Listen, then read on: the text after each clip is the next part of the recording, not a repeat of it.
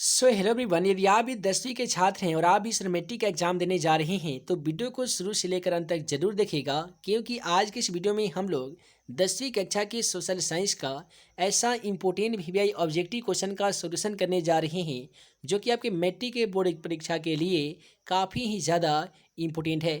तो चलिए फिर इस बिना समय गवाए पहला क्वेश्चन का सोल्यूशन देख लेते हैं। है दोस्तों, जैसा कि आप सभी मोबाइल स्क्रीन पे पहला सवाल क्वेश्चन नंबर 1 को देख पा रहे हैं। पहला सवाल क्या कहता है कि यूरोप वासियों के लिए किस देश का साहित्य एवं ज्ञान विज्ञान प्रेरणा स्रोत रहा। तो पहला ऑप्शन में दिया गया जर्मनी, ऑप्शन बी में दिया गया यूनान, ऑप्शन सी में दिया गया है तुर्की और ऑप्शन डी में दिया गया है इंग्लैंड। तो जैसा कि आप सभी को मालूम होगा कि हमारा वीडियो सीरीज का पहला क्वेश्चन के जवाब आप सभी को वीडियो के नीचे जाकर कमेंट बॉक्स में इसका सही जवाब लिखना होता है। तो क्वेश्चन नंबर 1 का क्या सही जवाब होगा, आप जल्दी से वीडियो के नीचे चले जाइए और कमेंट बॉक्स में जाकर आप इसका सही जवाब लिख सकते हैं।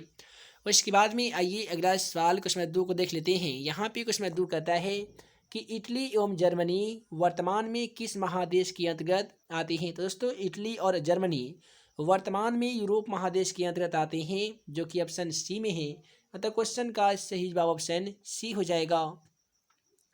उसके बाद में अगला सवाल क्वेश्चन 4 हमारा कहता है कि हिंद चीन क्षेत्र में कौन कौन से देश आते हैं। तो दोस्तों, हिंद चीन का मतलब होता है वियतनाम, लाओस और कंबोडिया के संयुक्त रूप को ही हिंद चीन कहा जाता है। तो हिंद चीन क्षेत्र में कौन कौन से देश आएंगे, तो वियतनाम, लाओस और कंबोडिया, यानी क्वेश्चन का सही जवाब ऑप्शन सी हो जाएगा, कंबोडिया, वियतनाम और लाओस।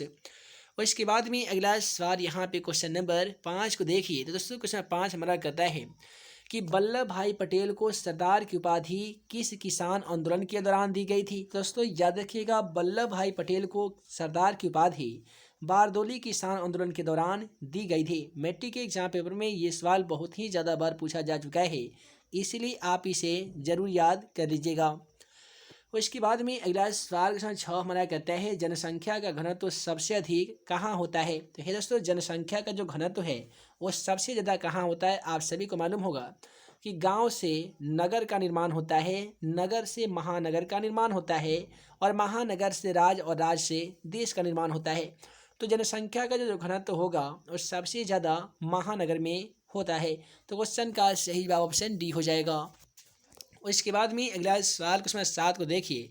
तो दोस्तों, क्वेश्चन 7 हमारा कहता है कि भारत के लिए पहला फैक्ट्री एक्ट किस वर्ष पारित किया गया था। तो दोस्तों याद रखिएगा, 1861 ईस्वी की बात है, 1881 ईस्वी की बात है, जब भारत के लिए पहला फैक्ट्री एक्ट को पारित किया गया था।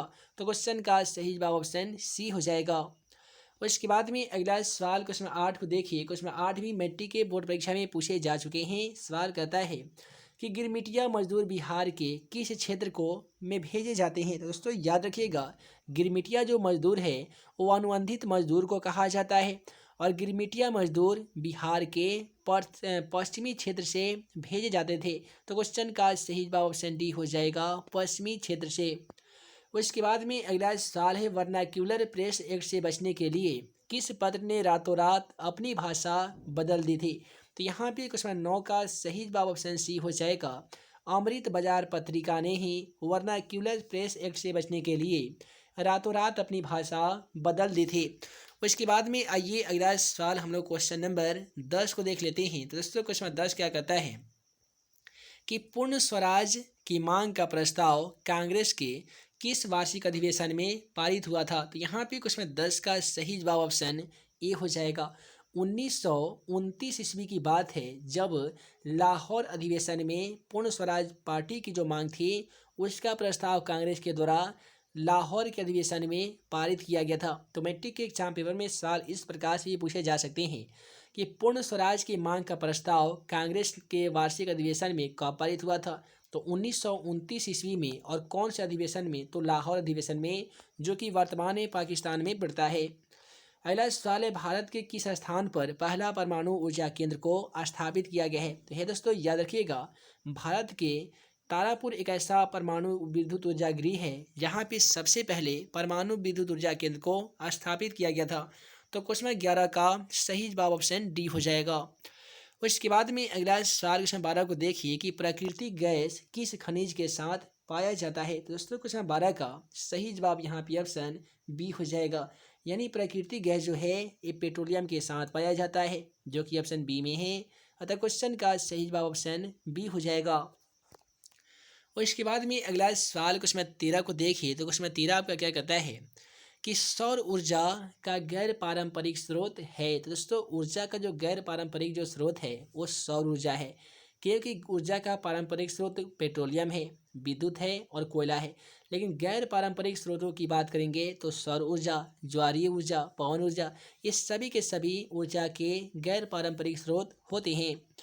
अगला सवाल कहता है कि भोपाल त्रासदी में किस गैस का रिसाव हुआ था। तो दोस्तों भोपाल में बहुत ही बड़ा एक गैस त्रासदी हुआ था, जिसमें मिथाइल आइसोसाइनाइड का रिसाव हुआ था। तो क्वेश्चन का सही जवाब ऑप्शन सी हो जाएगा, मिथाइल आइसोसाइनाइड। उसके बाद में क्वेश्चन 15 को देखिए कि फाल्टा विशेष आर्थिक क्षेत्र कहाँ पे स्थित है। तो दोस्तों याद रखिएगा, फाल्टा विशेष आर्थिक जो क्षेत्र है ये पश्चिम बंगाल में स्थित है, जो कि ऑप्शन बी में है। अतः क्वेश्चन का सही जवाब ऑप्शन बी हो जाएगा। उसके बाद में क्वेश्चन 16 कहता है संजय गांधी जैविक उद्यान किस नगर में स्थित है। तो उम्मीद है आप सभी को इसका आंसर जरूर मालूम होगा कि संजय गांधी जैविक उद्यान जो है इसे हम लोग चिड़ियाघर के नाम से जानते हैं, और यह कहाँ पे स्थित है तो पटना में स्थित है। तो क्वेश्चन का सही जवाब ऑप्शन डी हो जाएगा, पटना में।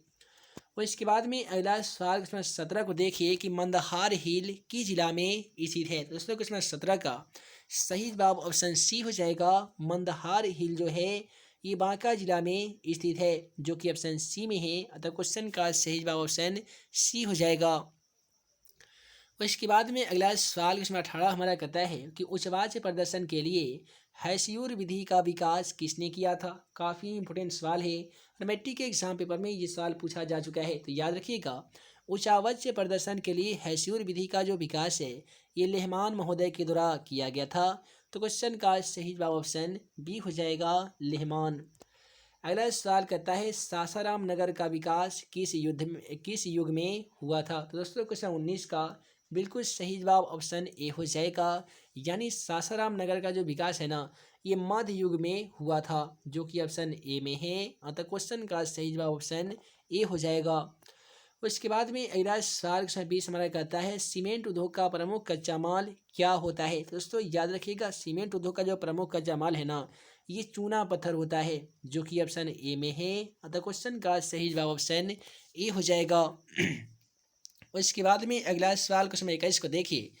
तो दोस्तों क्वेश्चन 21 हमारा कहता है भारत में राष्ट्रीय स्तर पर पंचायती राज की स्थापना कब की गई थी। तो यहाँ पे क्वेश्चन 21 का सही जवाब ऑप्शन ए हो जाएगा, यानी सन 1959 ईस्वी की बात है जब भारत में राष्ट्रीय स्तर पर पंचायती राज की स्थापना की गई थी। एक और सवाल पूछा जाता है कि भारत में पंचायती राज संस्था की शुरुआत सबसे पहले कहाँ हुई थी। तो ये हुई थी 1900 कुछ में हुआ था। कहाँ पे, तो ये राजस्थान में हुआ था। उसके बाद में है कि बिहार में पंचायती राज का स्वरूप क्या है। तो दोस्तों बिहार में पंचायती राज का जो स्वरूप होता है ना ये क्या क्या होता है। तो बिहार में पंचायती राज में ग्राम पंचायत भी होता है, पंचायत समिति भी होता है और जिला परिषद भी होता है। इसलिए क्वेश्चन का सही जवाब ऑप्शन डी होगा, इनमें से सभी। उसके बाद में अगला सवाल है इंडिका पुस्तक के लेखक कौन है। तो इंडिका पुस्तक की बात करें या अर्थशास्त्र की बात करें, दोनों के लेखक मेगास्थनीज हैं। तो क्वेश्चन का सही जवाब ऑप्शन ए हो जाएगा, इंडिका पुस्तक के लेखक कौन है तो मेगास्थनीज हो जाएगा। अर्थशास्त्र के लेखक कौन है तो वो कौटिल्य यानी चाणक्य हो जाएगा। उसके बाद में भारत में सर्वप्रथम नगर निगम की स्थापना की गई थी। यहाँ पे क्वेश्चन 24 का सही आंसर की बात करेंगे तो ऑप्शन ए हो जाएगा, यानी भारत में सबसे पहले नगर निगम की जो स्थापना है वो चेन्नई में की गई थी, जो कि ऑप्शन ए में है। अतः क्वेश्चन का सही जवाब ऑप्शन ए होगा। उसके बाद में क्वेश्चन 25 को देखिए कि संघ सरकार का उदाहरण है। तो दोस्तों संघ सरकार का जो उदाहरण है वो जीता जागता अमेरिका है, जो कि ऑप्शन ए में है। अतः क्वेश्चन का सही जवाब ऑप्शन ए होगा। उसके बाद में क्वेश्चन 26 को देखिए कि चिपको आंदोलन की शुरुआत किस राज्य से हुई थी। तो दोस्तों चिपको आंदोलन क्या है, हम आप सभी को आसान भाषा में बताए थे कि चिपको आंदोलन आंध्र प्रदेश की उत्तराखंड की महिलाओं के द्वारा चलाया गया एक प्रकार का पर्यावरण एवं वन की सुरक्षा के उद्देश्य से चलाया गया आंदोलन था, जिसमें जिसमें जितने भी लोग शामिल थे वो पेड़ से चिपक जाते थे और पेड़ काटने वाले को मार कर भगा दिया करते थे।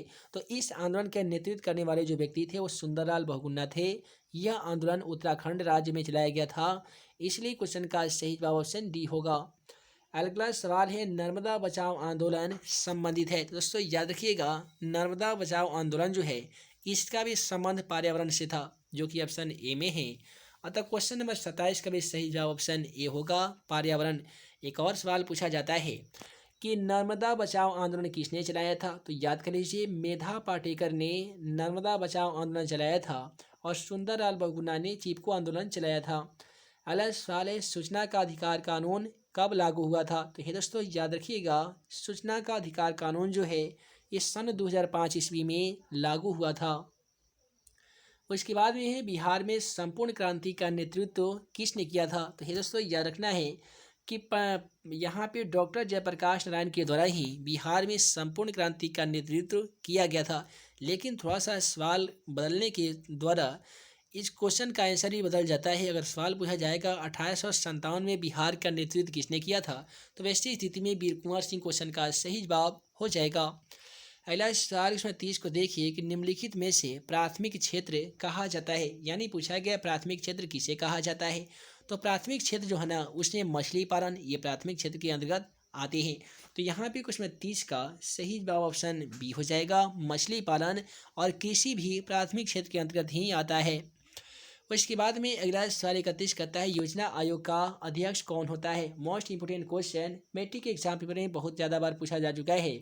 तो योजना आयोग का जो अध्यक्ष होते हैं वो प्रधानमंत्री होते हैं। और आप सभी को मालूम होगा कि 16वीं लोकसभा का जो चुनाव 2014 में हुआ था, जिसमें भारत के प्रधानमंत्री यहाँ पे श्री नरेंद्र मोदी बने हुए थे। और इन्हीं के द्वारा सन 2014 में जब 16वीं लोकसभा का जो चुनाव हुआ था उसमें योजना आयोग को भंग कर यानी इसे हटाकर नया आयोग बना जिसका नाम पड़ा नीति आयोग। तो सवाल पूछा जाएगा कि योजना आयोग को भारत के किस प्रधानमंत्री ने हटा दिया। तो नरेंद्र मोदी ने।